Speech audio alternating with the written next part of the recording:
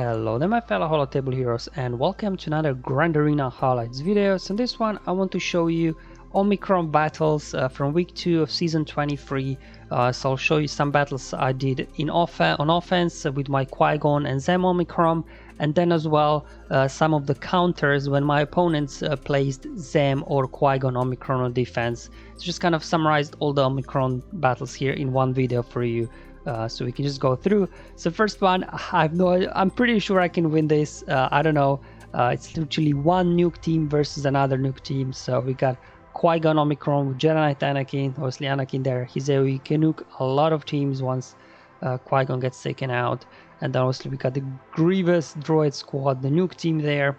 Now you will notice there is no Zeta on Imperial Probe Droid, no Zeta on as well on T3. So probably not the optimal Grievous nuke team, but hopefully we can still take care of these guys. Obviously because of BB-8's unique there, they will get a jump start on us, but that's why I'm bringing in their Kenobi so he can taunt a little bit so they can't immediately take out Qui-Gon there.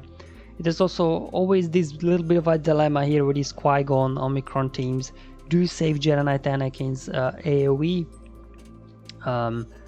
for after Qui-Gon has been taken out, or you just unload it in the beginning and then maybe you can get to a second AoE afterwards, because especially with this enemy team, there is some danger. IG's got ability blocks then as well. Grievous can stun your Jedi Knight Anakin, so there is potential that yes, you're saving your AoE and then Qui-Gon gets taken out, but you're either ability blocked and stunned, so you can't get your AoE out. So it's always a bit of a dilemma here for me. Do I save the AoE or do I just use it? So let's see how this one will go. Probably not going to be high banner win, but I just thought to do it here for fun, just to see one nuke team versus another one. Okay, so there we go. That's probably where Zeta on Probe Droid would a little bit cause issues, because then my Kenobi wouldn't be able to get a taunt up. Just decided to nuke these guys, do an AoE to begin with. There we go. There goes Qui-Gon. Alright Barris, what you've got for me? Let's see. Well, we do have offense down on Barris. Oh, it was a dodge as well anyway. Okay. Alright, any offense down. Can you get Grievous out? Oh boy, yes he can. There you go. It worked. Low banner win, but just thought it would be something fun to try out, one nuke team versus another one. Alright, so this up next, we do have Bounty Hunter team with Zem Omicron on defense. Not the ideal lineup. I mean, it is Jango lead, so they gain extra speed and things like that.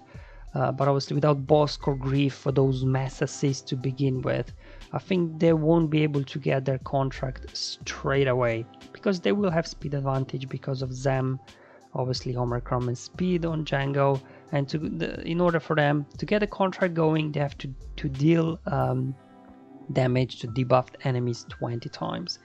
Obviously Fennec here, her basic as well, does damage 4 times, so that could be deadly. She's got an AoE. But again, without either Grief or Boss to get those mass assists going, I think I should be good here with my Qui-Gon Omicron squad. So it's basically the same team I think I used in the first battle that I showed you. Bringing in there Kenobi just for, some taunting. He's got a cleanse, he's got a mass assist as well. Bringing Alia here. Hopefully you can get some counter attacks and things like that. Cam, for some extra bonuses, because it's a full Galactic Republic Jedi squad. And then Anakin, hopefully he can get his nuke going. But again, is that question, do you save it or not, right? There's always that bit of a dilemma going on here. So let's just hop in the battle and see this one go. So obviously we dodged those thermals because of the foresight. There we go, AoEs. Alright, we got debuffs on us. So this is a dilemma. Do you know what? I decided to smack an AoE here. There we go. Almost got Fennec out actually. Again, without Bosk, they don't have a tank here. So you just go ahead, take out Zem, and then at this point, even if they do get a contract, it doesn't really matter. It's just a casual 700k hit there from Anakin. There we go. Quite easy. So yeah, I'm thinking if you are putting here Zem on defense, you definitely will probably want to have Bosk in there just for the taunt. Alright, so here we go. Now this is also one of the first battle I did with my Zem Omicron Bounty Hunter squad. Now I'm still kind of fine-tuning the speed a little bit on my Bounty Hunters, my Zem there. She's only gear 12 as well. So, you know, not the best lineup yet, but at least, you know, with the speed advantage, we should be able to get a jump start on these guys. Even though, as you've seen, you know, Maul on the enemy side is quite fast. We got armor there. See how fast is she? Okay, she's not. Well, 291, you know, considering it's not a speed set, it's not bad speed actually. Then we got a gear 12 there. Just a couple of throwaway here, Mandalorians really, just to fill in the squad, but still Canderous.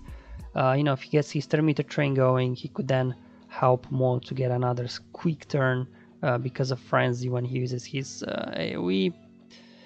There we go. So I'm just kind of using my standard bounty hunter lineup here with Aura, Bosk, and Grief. Obviously with Aura, her contract is with her, it's very easy to get contract.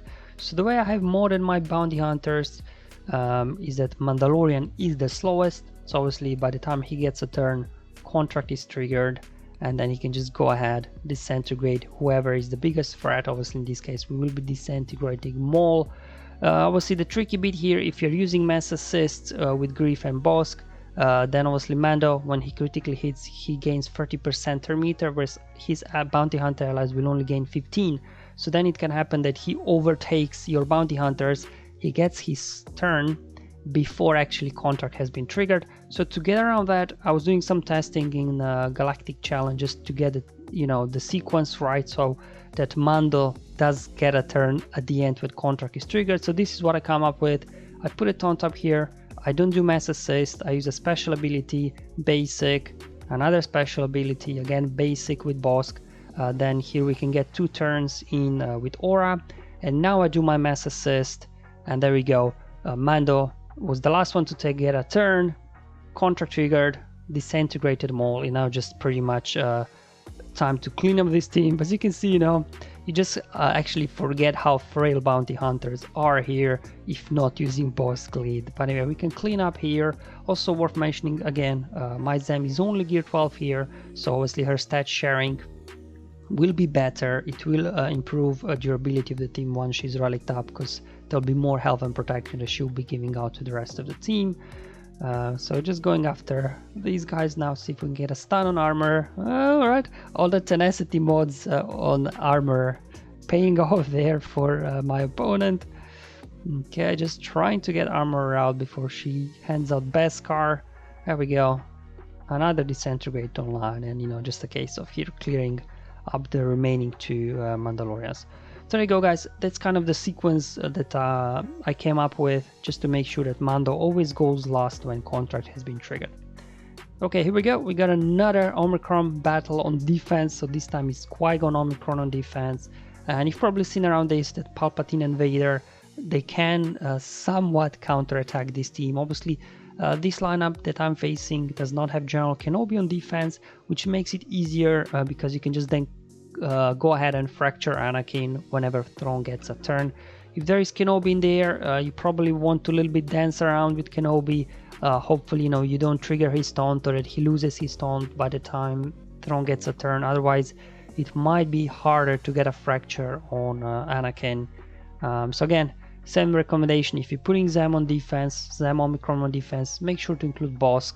And same thing, if you are putting Qui-Gon on defense, make sure to include General Kenobi in there, just so he can taunt, just make it a little bit trickier for your opponent to get him out. Alright, now I do have my 3-star Mara Jade, but I'm just worried that 1 AoE she would be taken out. So for this particular team, until she's relicked, I'm not gonna try that. So I'll be using Royal Guard there for the taunt. His basic can stun as well. He can heal up a little bit the rest of the team and so on. Obviously bringing Moff Gideon. When he gets a turn, he applies Demoralized on everybody. So we'll be offsetting some of that extra offense from Omicrons that the team does get. Again, I'm doing this for the first time, so this by no means is probably a perfect run. But just showing that, you know, this team can get the job done. Obviously we got foresight on everybody here, so just want to do here, control the situation, get the foresight off, and then here, because of all the foresight, you just want to go straight into Merciless. and then just do basics here. Obviously with the gear 12 Barris, I was concerned I would get her too low and trigger Anakin's bonus turn. So I was debating whether to do it or not. There you go. Luckily at gear 12 she was you know, beefy enough. Obviously Aled there, annoying there with her counterattacks. Unfortunately, Qui-Gon, even at Relic, is so squishy that I triggered their Anakin, but because ability block there, he wasn't able to do his AoE. The good thing about Vader is his basic cannot be evaded here. He will go through Foresight, and Jedi and Rebels, he will land that ability block 100%. They cannot resist it. So, you know, there's no RNG in terms of landing ability blocks. Alright, we got now Anakin fractured. Again, without Kenobi in there, no issues whatsoever. I just went ahead, took out their Qui-Gon. Maybe not sure if that was the right thing already to take him out or not. I'm not sure. Because I will use Royal Guard because all these guys got very high offense now. Alright, time to go into Merciless and let's see if we can get rid of Anakin. She's going to basic their Barris, obviously targeting their Alia. I don't want her counter-attacking. Throw the Culling Blade out. Took care of Anakin. There we go. Now just have to dance here with Alia there in her counter-attacks. Let's go ahead here. Clear that Foresight off. Here. Come on, don't you dare. Oh, gosh. Come on. Almost got her. Stuns left and right, oh boy. Come on, give me a shock on her. There we go. Daze. Perfect, so no counterattacks. Let's see if we can top up somebody. I think Palps is closer to full protection. Yeah, I don't think I got full protection there for Palps. But there you go. That's how it works here. If you're using Palpatine and Vader, Thrawn, Gideon, and a fifth character versus Qui-Gon Omicron again, without Kenobi in there to taunt, obviously it was quite straightforward there to get a fracture on Anakin. And then just do another Merciless, get him out, and then Royal Guard there luckily was durable enough, you know, that he was able to tank a few hits after I taken out Qui-Gon, and then, you know, the rest of the battle was straightforward. 60 banners, I think that's not too bad versus this kind of Qui-Gon team. Alright guys, thank you for watching. I hope you find this video useful and helpful, showing you Omicron testing from week 2 in Grand Arena. Thank you for watching, I'll see you in the next one. But until then, have fun, enjoy your life, and may the RNG be with you, my friends.